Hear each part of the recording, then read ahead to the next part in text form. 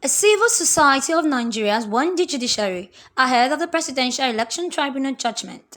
The civil group, which is made up of university retired professors, doctorate degree holders, lawyers, criminologists, religious leaders, civil society leaders, human rights and democracy activists, have called on the five-man panel justice of the Court of Appeal of the 2023 Presidential Election Petition Tribunal (PPT) to morally and judicially ensure that the verdict of the PPT is tailored in a decided case as it ought to be, devolve technicalities and political obitus or ethno-religious biases and divisions. Video shows more detail.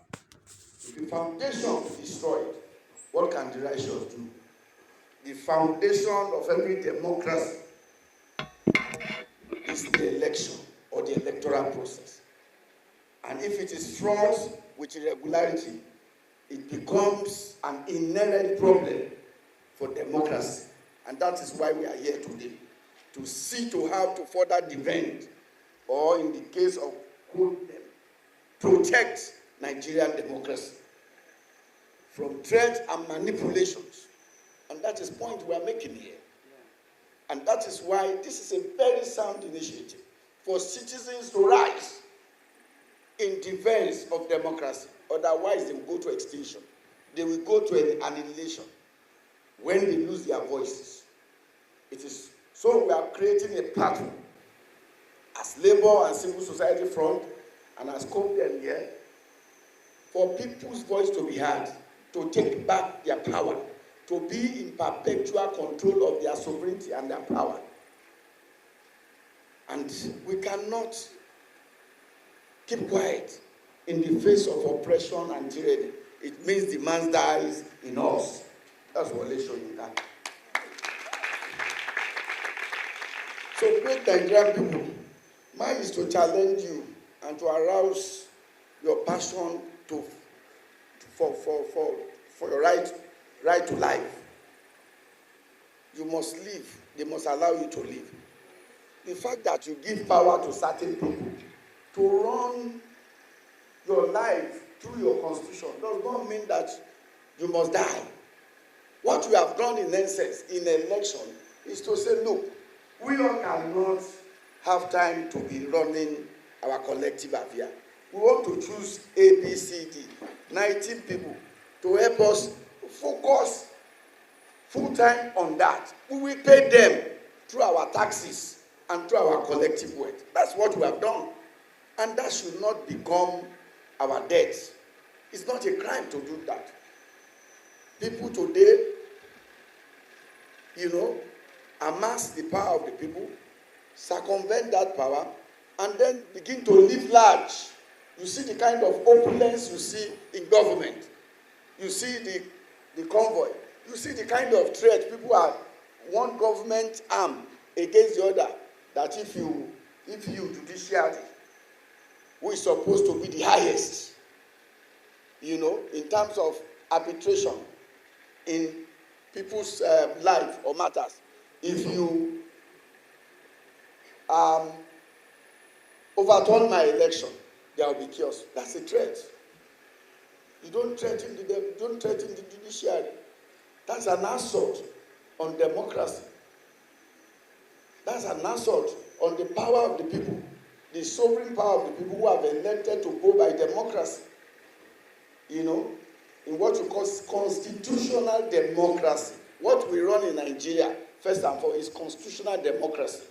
That is a democracy guided by a constitution approved by the Nigerian people. But the foundation is faulty. And we have, in the last 30 years, some of us has advocated that we must do something about the constitutional foundation of Nigeria. It is faulty. Nothing will thrive in Nigeria. No government, no governance under the present constitutional arrangement as imposed by the military in 1999 can thrive. There will always be corruption, there will be fraud, there will be all sorts of things because the foundation of the constitution of Nigeria is faulty. How do you have a faultless constitution? The Nigerian people in their various constituencies must elect representatives to a constituent assembly. The Constituent Assembly is the one vested with the power to produce a constitution for the country.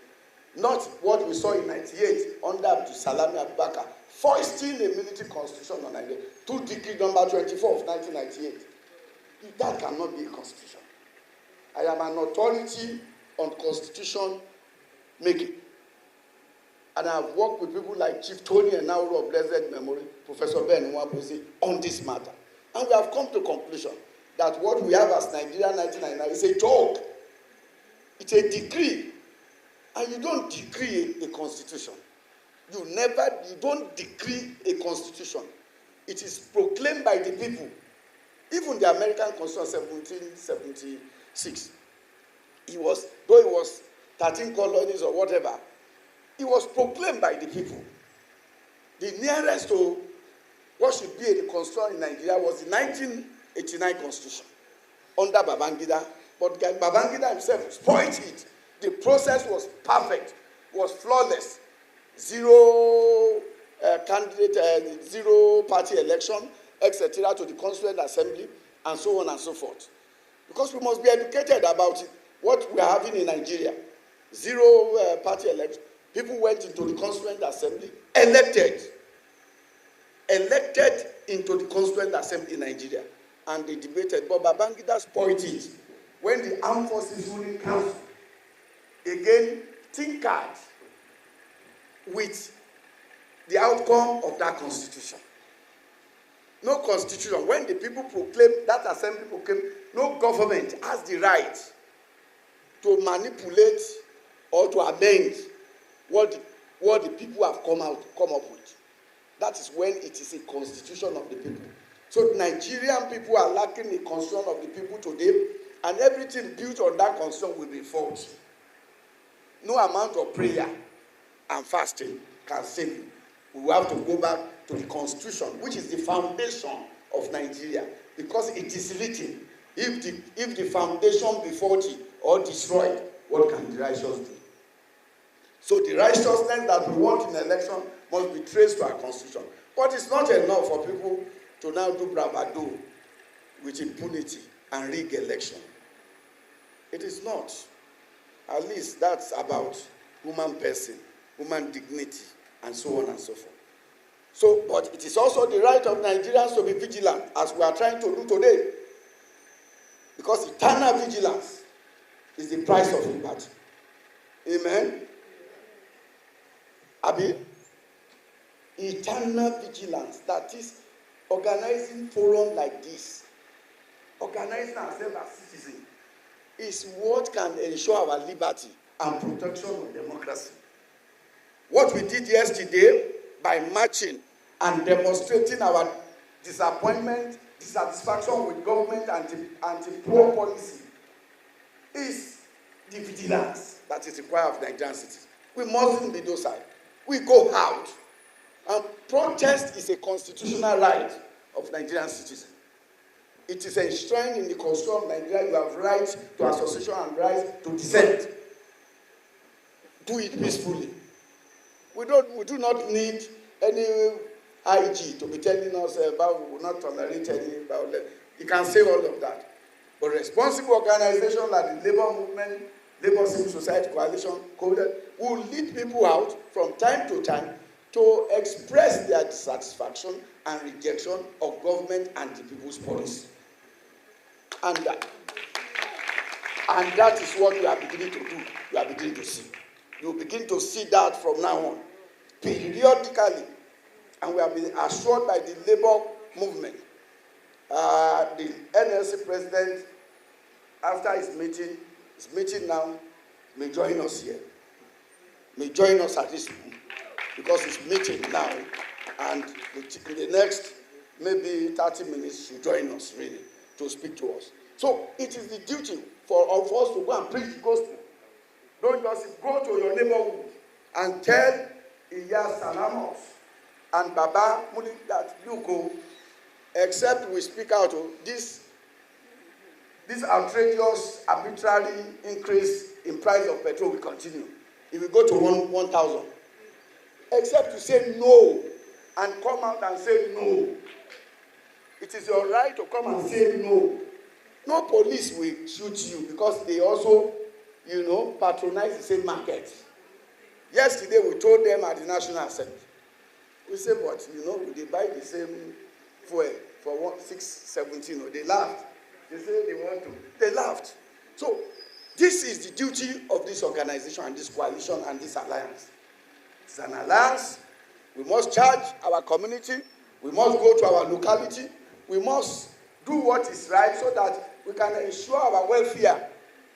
We are not doing this for any other purpose, but for ourselves. If you know you don't want to be hungry, you must be ready to stand. You must be ready to rise if you don't want to be hungry. Otherwise, we are being pushed to penury by those who wallow in our own wealth. They use about 200 cars as convoy. They don't feel it. They don't feel the pain. How could anybody come and tell us that I feel your pain? When he has 200, he's not paying for anything. Everything is paid by state resources. And he said, I feel your pain. Yes, it's mocking us. I feel, which pain?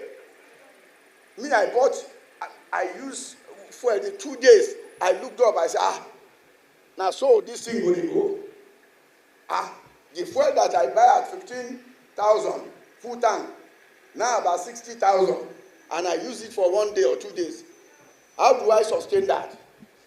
It means I must join those who want to say no to oppression, no to tyranny. I must be there. I must be there. And that is what we stand for. I expect mobile organizers henceforth must do outreach, must mobilize effectively. We must do outreach.